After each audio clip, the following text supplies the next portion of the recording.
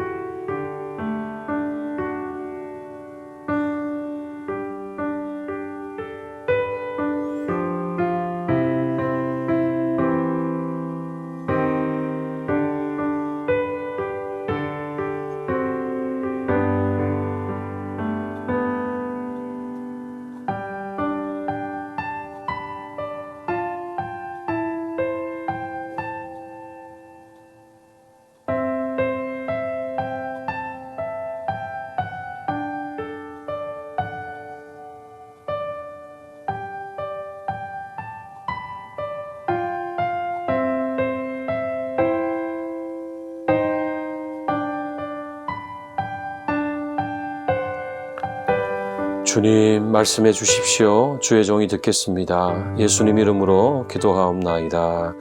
아멘. 네, 6월 8일 화요일 아침에 우리에게 주시는 말씀은 창세기 42장 26절에서 38절까지의 말씀입니다. 구약성경 67페이지입니다. 말씀의 제목을 저는 집착인가 사랑인가 라고 정해 보았습니다. 자, 우리 같이 마지막 절 38절까지 우리 천천히 합독하겠습니다. 그들이 곡식을 나귀에 싣고 그곳을 떠났더니 한 사람이 여관에서 나귀에게 먹이를 주려고 자루를 풀고 본즉 그 돈이 자루 아귀에 있는지라. 그가 그 형제에게 말하되 내 돈을 도로 넣었도다. 보라, 자루 속에 있도다. 이에 그들이 혼이 나서 떨며 서로 돌아보며 말하되 하나님이 어찌하여 이런 일을 우리에게 행하셨는가 하고 그들이 가나안 땅에 돌아와 그들의 아버지 야곱에게 이르러 그들이 당한 일을 자세히 알리어 아르되 그 땅의 주인인 그 사람이 엄하게 우리에게 말씀하고 우리를 그 땅에 대한 정탐꾼으로 여기기로 우리가 그에게 이르되 우리는 확실한 자들이요 정탐꾼이 아니니이다. 우리는 한 아버지의 아들 12형제로서 하나는 없어지고 막내는 오늘 우리 아버지와 함께 가나안 땅에 있나이다 하였더니 그 땅의 주인인 그 사람이 우리에게 이르되 내가 이같이 하여 너희가 확실한 자들임을 알리니 너희 형제 중에 하나를 나에게 두고 양식을 가지고 가서 너희 집안의 굶주림을 구하고 너희 막내 아우를 내게로 데려오라. 그러면 너희가 정탐꾼이 아니요 확실한 자들임을 내가 알고 너희 형제를 너희에게 돌리리니 너희가 이 나라에서 무역하리라 하더이다 하고 각기 자루를 쏟고 본즉 각 사람의 돈뭉치가 그 자루 속에 있는지라. 그들과 그들의 아버지가 돈뭉치를 보고 다 두려워하더니 그들의 아버지 야곱이 그들에게 이르되 너희가 나에게 내 자식들을 잃게 하도다. 요셉도 없어졌고 시므온도 없어졌거늘 베냐민을 또 빼앗아 가고자 하니 이는 다 나를 해롭게 함이로다.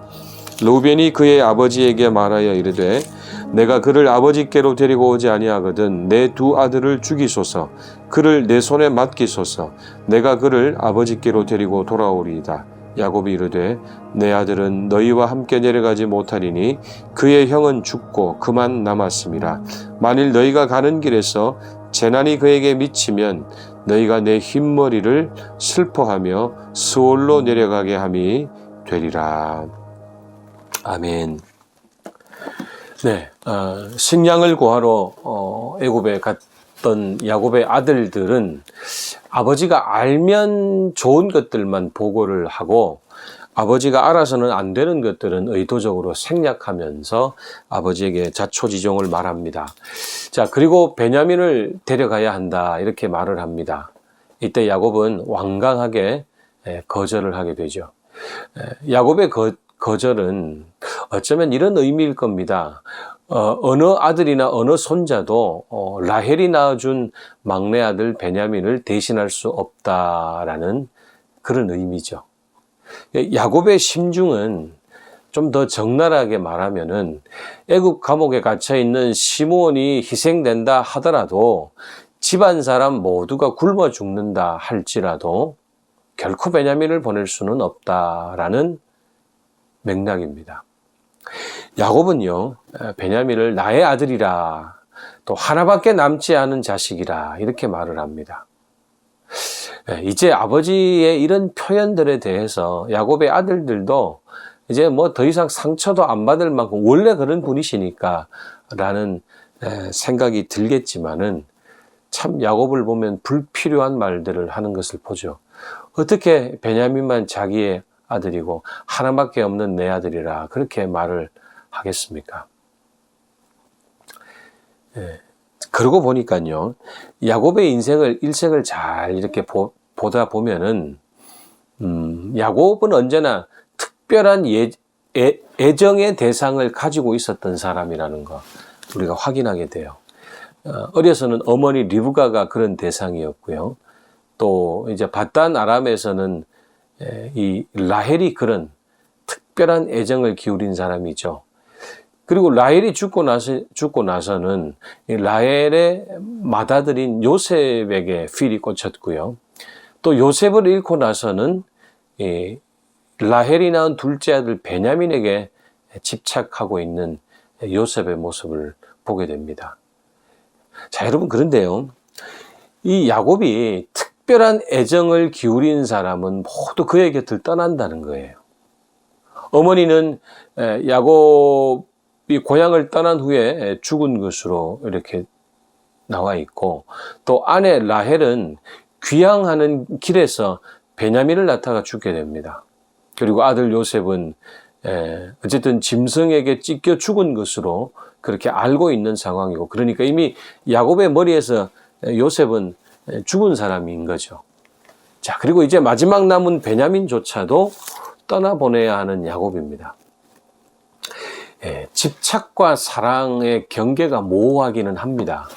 어디까지가 집착이 어디까지가 사랑인지 잘 구분하기는 쉽지 않습니다. 근데 여러분, 요셉의 이런 편향성을 집착으로 보면 너무 많이 우리가 나가는 걸까요? 저는 이 야곱의 이 사랑하는 방식이 집착이라는 생각이 듭니다. 여러분, 이 집착과 사랑과 집착, 굳이 경계를 그을 수 있는 기준이 있다면 저는 이런 생각이 듭니다. 내 사랑이 상대방을 행복하게 해주는가? 아니면 내 사랑이 내가 사랑하는 사람을 오히려 힘들게 하는가, 괴롭게 하는가 확인해 보는 일일 것입니다. 여러분, 그래서 오늘 말씀 제목을 사랑입니까? 집착입니까? 이렇게 정해 보았습니다. 여러분, 제가 협박은 아니고요. 내가 너무 집착하면요, 하나님이 그거 가져가 버리세요. 그러니까 조심하시기 바랍니다. 협박같이 들리네요. 그러니까 내가 너무 사랑이라는 이름으로 어느 한 대상에 집착하면 하나님이 그것을 내려놓게 만드시는 경우가 많다라는 겁니다. 사실은 야곱이 이스라엘이 되어가는 과정이 바로 집착의 내려놓음이라는 그런 관점에서도 우리에게 중요한 통찰을 주는 것 같습니다.